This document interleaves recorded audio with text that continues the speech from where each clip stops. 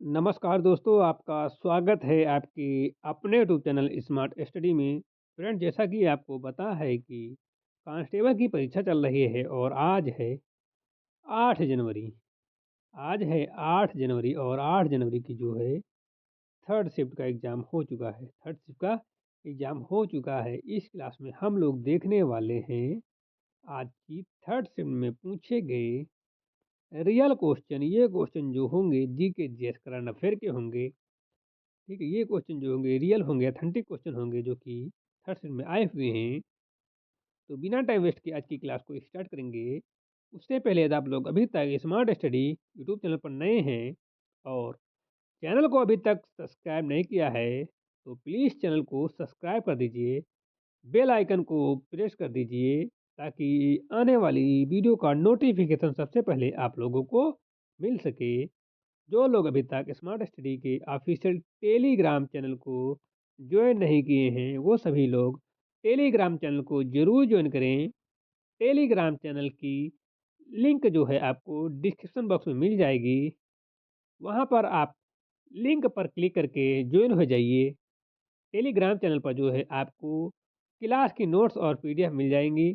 ठीक है, क्लास की नोट्स और पीडीएफ मिल जाएंगी। तो आप लोग क्लास की नोट्स और पीडीएफ के लिए जो है टेलीग्राम चैनल को ज़रूर ज्वाइन करो। ठीक है, टेलीग्राम चैनल को ज़रूर ज्वाइन करो। तो आज की क्लास को हम बिना टाइम वेस्ट के स्टार्ट करेंगे। उससे पहले आप लोग जो है इस क्लास को पूरा ज़रूर देखना। जिन बच्चों का आगे के शिफ्टों में एग्जाम है उनको तो इस क्लास को पूरा देखना ही चाहिए, क्योंकि उनको इससे पता चल जाएगा क्वेश्चन के लेवल का। ठीक है, तो बिना टाइम वेस्ट किए आज की क्लास को हम स्टार्ट करते हैं और पहला क्वेश्चन आ रहा है स्क्रीन पर। पहला क्वेश्चन आ रहा है स्क्रीन पर। पहला क्वेश्चन पूछा गया था, कौन सा वैसराज साहित्य के क्षेत्र में ओवेन मेरिडिथ के नाम से जाना जाता था? कौन सा वैसराय साहित्य के क्षेत्र में ओवेन मेरिडिथ के नाम से जाना जाता था? लॉर्ड कर्जन, लॉर्ड लिटिन या लॉर्ड रिपिन या लॉर्ड कैनिंग? तो कौन सा वैसराय था? तो ये वैसराय जो थे, ये थे option number B, Lord Lytton. Lord Lytton साहित्य में ओवेन मेडलिथ के नाम से भी प्रसिद्ध थे। वे एक कवि और लेखक थे। वे 1876 से 1880 तक वैसराय रहे। उनके काल में दिल्ली दरबार आयोजित हुआ। उन्होंने साहित्य की रचनाएँ की और उनका उपनाम था यह, उनका यह उपनाम था। ठीक है, अगला क्वेश्चन बच्चों, गीतांजलि की रचना किसने की? गीतांजलि की रचना किसने की? बंकिम चंद्र चट्टोपाध्याय, रविंद्रनाथ टैगोर, जयशंकर प्रसाद या महादेवी वर्मा? तो गीतांजलि की रचना जो की थी वो रविंद्रनाथ टैगोर जी ने की थी, रविंद्रनाथ टैगोर जी ने। गीतांजलि की रचना रविंद्रनाथ टैगोर ने की। यह काव्य संग्रह है और इसके लिए उन्हें नोबेल पुरस्कार मिला। और यह आध्यात्मिक कविताओं का संग्रह है। यह मूल रूप से बंगाली में लिखा गया है और भारतीय साहित्य की महान कृति है। ऑप्शन नंबर बी करेक्ट है। अगला क्वेश्चन है कि बरमूडा त्रिकोण किस महासागर में स्थित है? बरमूडा त्रिकोण किस महासागर में स्थित है? प्रशांत महासागर, हिंद महासागर, अटलांटिक महासागर या आर्कटिक महासागर? तो इसका सही जवाब है ऑप्शन नंबर सी, अटलांटिक महासागर।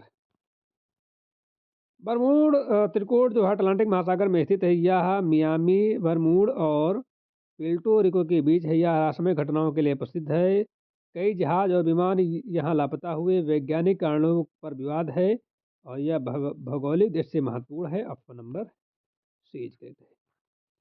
अगला क्वेश्चन है कि यदि घाटे के बजट को करेंसी नोट छापकर पूरा किया जाए तो परिणाम क्या होगा? यदि घाटे के बजट को करेंसी नोट छापकर पूरा किया जाए तो परिणाम क्या होगा? ऑप्शन है अस्फीति, मंदी, मुद्रास्फीति या आर्थिक स्थिरता। तो इसका जो सही जवाब है वो है घाटे का बजट नोट छापकर पूरा करने पर मुद्रास्फीति होती है। बाजार में मुद्रा की मात्रा बढ़ जाती है, क्रय शक्ति घट जाती है, वस्तुओं के दाम बढ़ जाते हैं। यह अर्थव्यवस्था के लिए हानिकारक है। इससे घाटे की वित्तीय व्यवस्था कहते हैं। ऑप्शन नंबर सी करेक्ट है, मुद्रास्फीति। अगला क्वेश्चन, किस वायसराय ने सिविल सेवा परीक्षा के अधिकतम आयु जो है 21 से घटाकर 19 वर्ष की? किस वायसराय ने सिविल सेवा की परीक्षा की अधिकतम आयु 21 से घटाकर 19 की? Lord Ripon, Lord Curzon, Lord Lytton या लॉर्ड डलहौजी? तो इसका सही जवाब option number B, Lord Curzon. Lord Curzon ने सिविल सेवा परीक्षा की आयु सीमा घटाई। यह निर्णय भारतीयों के विरुद्ध था। इससे भारतीय युवाओं को नुकसान हुआ। ब्रिटिश प्रशासनिक नीति का भाग था। भारतीयों ने इसका विरोध किया। या राष्ट्रवादी आंदोलन को बढ़ावा देने वाला कदम बना, ठीक है, राष्ट्र को बढ़ावा देने वाला कदम बना, ऑप्शन नंबर बी करेक्ट है, लॉर्ड कर्जन। अगला क्वेश्चन है, कामयानी किसकी रचना है? Who wrote the Kamayani? Maithili Gupt, Jaishankar प्रसाद, सुमित्रा नंदपंत या निराला जी? तो कामयानी की रचना जो है वो किए थे जयशंकर प्रसाद जी ने किया था, जयशंकर प्रसाद जी ने। कामयानी जयशंकर प्रसाद की रचना है, या एक महाकाव्य है या छायावाद की प्रकृति है। इसमें मन्नू, श्रद्धा और इड़ा की प्रतीक है और मानव वैज्ञानिक का गहरा चित्रण है। हिंदी साहित्य की श्रेष्ठ कृतियों में गिनी जाती है, ऑप्शन नंबर बी करेक्ट है। अगला क्वेश्चन, सिख धर्म के संस्थापक कौन थे? सिख धर्म के संस्थापक कौन थे? गुरु तेग बहादुर, गुरु गोविंद सिंह, गुरु नानक देव, गुरु अर्जन देव? तो इसका सही जवाब गुरु नानक देव थे, ठीक है। सिख धर्म के संस्थापक गुरु नानक देव थे। उनका जन्म जो है 1469 में हुआ था। उन्होंने एक ईश्वर की उपासना पर बल दिया और उन्होंने सामाजिक समानता का संदेश दिया। सिख धर्म मानवता और सेवा पर आधारित है। उनकी शिक्षाएं आज भी प्रशंसनीय है, ऑप्शन नंबर सी करेक्ट है, गुरु नानक देव। अगला क्वेश्चन है, किस फिल्म निर्माता ने 1917 में हिंदुस्तानी फिल्म की स्थापना की? किस फिल्म निर्माता ने 1917 में हिंदुस्तानी फिल्म की स्थापना की? दादा भाई फाल्के, हिमांशु राय और वी सदाराम या विमल राय? तो इसका सही जवाब ऑप्शन नंबर ए करेक्ट है, दादा साहब फाल्के। 1917 में हिंदुस्तानी फिल्म की स्थापना दादा साहब फाल्के ने की। किसने की? दादा साहब फाल्के ने की। वे भारतीय सिनेमा के जनक कहलाते हैं। उन्होंने पहली भारतीय पिक्चर फिल्म बनाई। उनका योगदान ऐतिहासिक है। भारतीय फिल्म उद्योग की नींव उन्होंने रखी है। आज भी उन्हें सम्मानपूर्वक याद किया जाता है, ऑप्शन नंबर बच्चों ए करेक्ट है। अगला क्वेश्चन है, किस महासागर में द्वीपों की संख्या सर्वाधिक है? किस महासागर में द्वीपों की संख्या सर्वाधिक है? अटलांटिक, हिंद महासागर, प्रशांत महासागर, आर्कटिक महासागर? तो इसका सही जवाब है ऑप्शन नंबर सी, प्रशांत महासागर।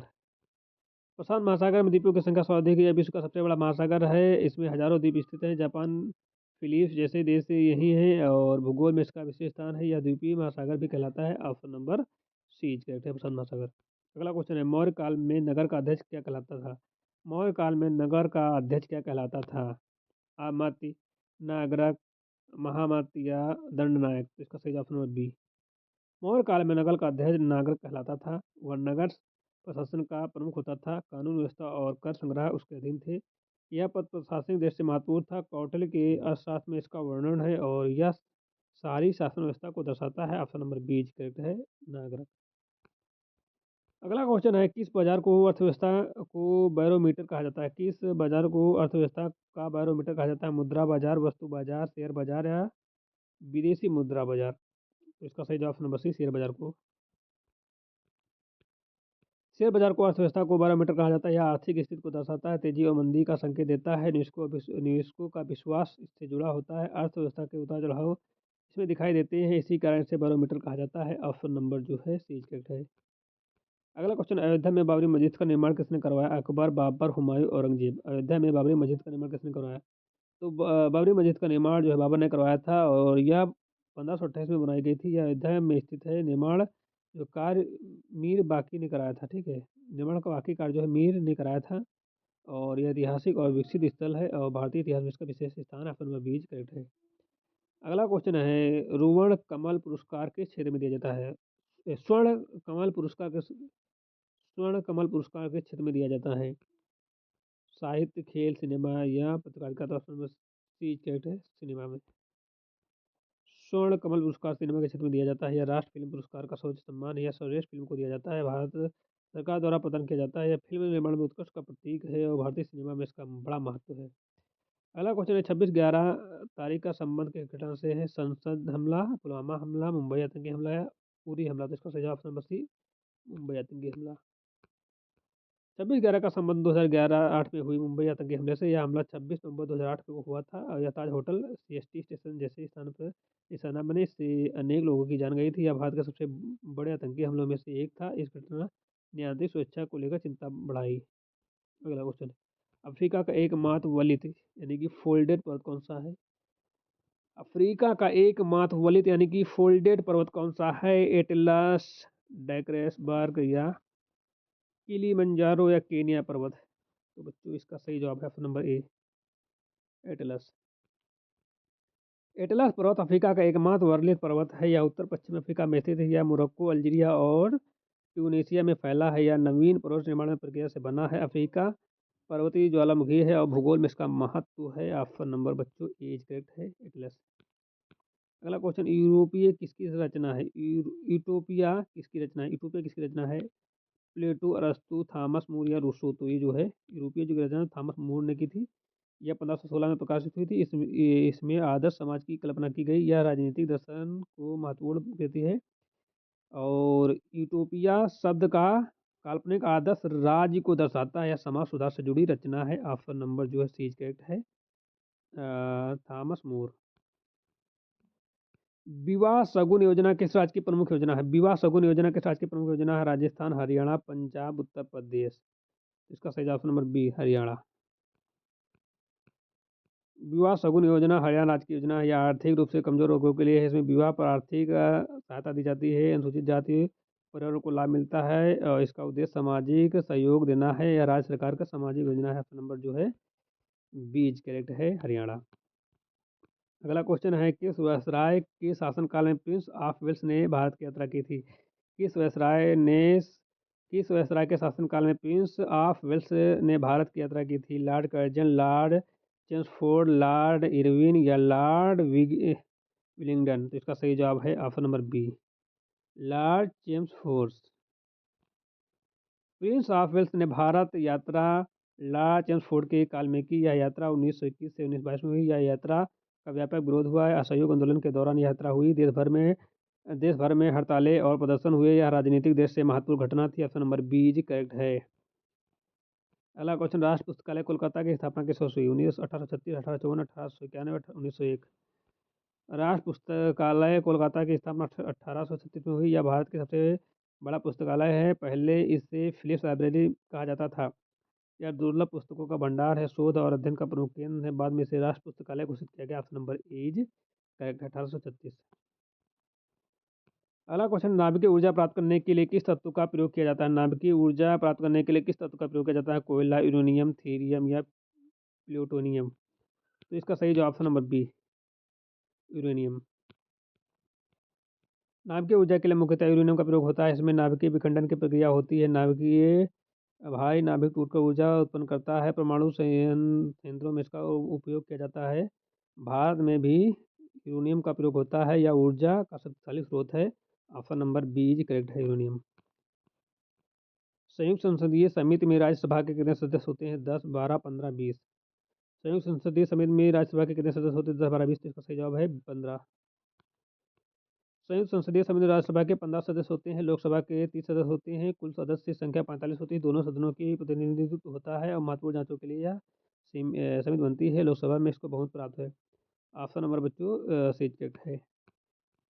अगला क्वेश्चन, रेशम उत्पन्न करने वाला जीव कौन सा है? रेशम उत्पन्न करने वाला जीव कौन सा है? मधुमक्खी, रेशम कीट, मकड़ी, टिड्डा। तो इसका सही जवाब है रेशम की कीट द्वारा उत्पन्न किया जाता है। ऑप्शन नंबर बी सही है। इसे बम्बिस मोरी कहा जाता है। यह शहतूश की पत्तियों पर रखता है। शहतूश की पत्तियों को जो खाता है, इसे कोकून से रेशम प्राप्त होता है। रेशम उद्योगों में इसका बड़ा महत्व है और भारत रेशम उत्पादन में अग्रणी है। ऑप्शन नंबर बच्चों बीज करेक्ट है, रेशम कीट। अगला क्वेश्चन है कि ब्रह्म समाज की स्थापना किसने की? स्वामी विवेकानंद, केशवानंद, राजा राम मोहन राय या दयानंद सरस्वती ने। तो ब्रह्म समाज की स्थापना जो है वो राजा राम मोहन राय ने की थी और इसकी स्थापना 1828 में हुई थी। इसका उद्देश्य जो है सामाजिक सुधार था और यह मूर्ति पूजा का विरोध करता है। स्त्री शिक्षा को सती प्रथा उन्मूलन पर जोर दिया।